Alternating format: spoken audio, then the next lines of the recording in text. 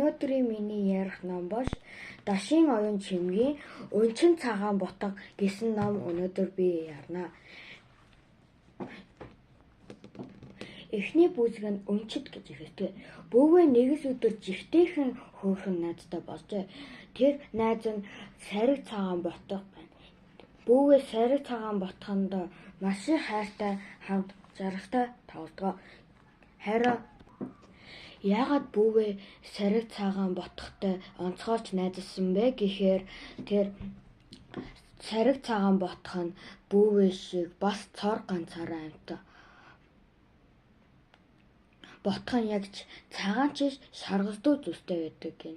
Сариг цагаан эмээгийнх нь яаж өгдөг байсан үлгэрийн Өнчин цагаан бутга сайн найз болохоор гарч ирсэн хэрэг байдаг. Бүүгээ сургуульд явж үзээгүй болохоор өөртөө нь дотн найз байдгүй болохоор Сариг цагаантайс найздаг байжээ. Тэгэхээр Сариг цагааны тухай ярих хүн байдгүй байжээ. Бүүгээ хүү эмээ автайгаа амьдардаг байжээ. Эмээ удасгүй нас бараад аав нь шинэ эхнэртэй болдог юм. Гэхдээ бүүгээ хүү шинэ ээжигээ хэцүү эмэгтэй гэж нэрлэдэг. Яагаад гэвэл хэцүү эмэгтэй бүүгээд муухай ханддаг учраас. Хэцүү эмэгтэй ирснээс хойш бүх шийдвэрийг гаргадаг болсон. Хэцүү эмэгтэй бүх тэмээгээ зарсан. Сариг цагаан энгийг босс босохоор нь үлдээсэн. Босс энг гэдэг нь хээстэй гэсэн үг юм. Хөөрхий босс амьдаа аргамжнаасаа болж төрөхтэй уяандаа бойсогдож ихэн нүхч ботхоо нь 9 минут төрдгөө. Ингээд хүү Сариг цагаан ботхоо айс амтнаас сүйтэй цай ус сүү гун Сариг цагаан ботхоо өсгдөгөө. Бүүгээ хүү ээжгүй. Сариг цагаан ботгоч бас ээжгүй. Тийм болохоор зохиож энэ хэсгийг Өнчид гэж нэрээсэн юм а. Нэгэн өдөр бүүгээ хонь ямаага туулсаар гэртээ ирэхэд дүнжээ өвөө хүүе хар сүү өндийсөө гэрсүүгээ хурдхан шиг хараарай гэхэд хар сүү өндийн гэдэг нь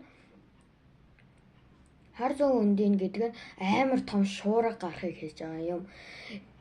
Бүүгээ хүү хонь ямаага хотондоо оруулчаад хэцүү эмэгтэйгээс миний Сариг цагаан ботга хаана гэхэд тэр хэцүү эмэгтэй би чиний Сариг цагаан ботгыг чинь хаах зав азаг гэхэд бүүгээ Сариг цагаан ботх нь хар суугийн ам руу орно гэж айгаад цагаан ботхоо хайхаар явдаг. Харин Сариг цагаан ботх нь шуурганд явж байгаа нэ. Бүлэг цасны охиж гэж ихсдэг. Хүү ботхоо хайсаар явна. Тийм хүүтэн байхаа байж гайгүй байхад жоохон дуулаан мэт санагдана. Тэгэхэд нэг жиг гэж дуурах дуу сонсогдно. Тэр дуу руу ойртоход нэгэн цасны охидууд нисэн явж байжээ. Тэгэхэд сайн байна уу? Та нар миний найз Сариг цагаан ботхыг харсан уу гэж бүүгээ асуухад цасны охидууд үгүй чи бидэртэй хамт нисэн тоглож наадах уу гэхэд үгүй би Сариг цагаан ботхоо олцоод та нартай хамт тоглоё гэхэд та нар хэрвээ Сариг цагаан ботхын маань олсоос хийсээрээ за гэхэд за бүүгээ гэхэд та нар яаж миний нэрийг мэдж байгаа гэхэд цасны охид би чамайг сайн мэднэ. Бид бүгдээрээ чамайг мэднэ. Амар сайн мэддэг. 3 наснаас чи ихсээд гэхэд за би бүүгээ би Сариг цагаан ботхоо олцоод та нар дээр очоод хамт тоглоё за гэхэд цасны охидод за гэд явдаг. Тэгээд бүүгээ явсаар ээж нэг том уустай тардаг. Тэр уус нэг амтай нүдтэй яг жинхэнэ бие шиг харагддаг байсан. Тэр хүн хөгшин өвгөн шиг харагдажсэн. Тэр өвгөн дуугаржээ. Жаасгүй хүн минь хаашаа ингэцээ ярав гэж дуугархан газар дөргөсөв. Тэгэхэд хүү би найзыгаа хайж гинэ гэхэд өвгөн найз чинь ямар ин гэхэд сариг цагаан ботго юм а. Яг цагаан өнгөтэй биш шаргалдуу өнгөтэй цагаан өнгөтэй гэхэд би хараагүй юм байна. Чи тэгэж найзыгаа хайх гээд явж байгаа мó гэхэд тийм би найзыгаа хайж яваа гэж бүүгээ хэлжээ. Тэгэхэд за гэж инээн та төгөөс хэрвээ та миний найзыг харуул та надад хийзээрэй за гэхэд тэр хүн за гэд хийзээд тэгээд тэр хүү явжээ. Тазын хатан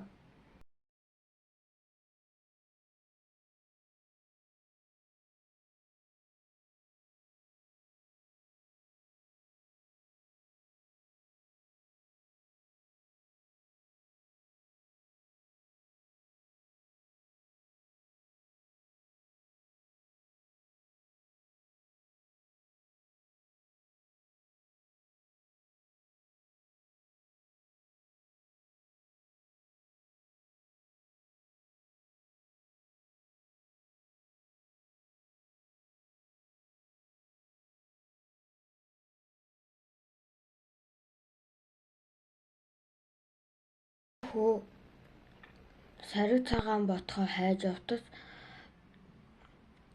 эвгүй мэдрэмж ав. Доошоо хартас гинэт үүсэн дээр асгаж ав. Айсандаа бүүгээ хөдөж чадахгүй зүгээр зогсов. Гэтэл нэгэн ногоон дэстэй эмэгтэй нисээд иржээ. Тэгэхэд бүүгээ гайхаад сайн уу та хэн бэ гэхэд эмэгтэй би бол Тазын хатан байна. Та чи хазуун цай авах уу гэхэд бүүгээ үгүй би найзыгаа хайж явна. Та миний найзыг маань харсан уу гэхэд Тазын хатан намайг даг би чамайг өсгөе. Би чамайг өргөж авъя.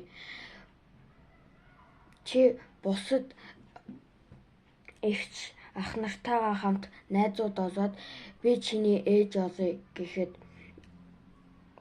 хүү сонсоод ээжгүй байсан бүүгээ ээжгүй өншин тул маш их гоё мэдрэмж авав.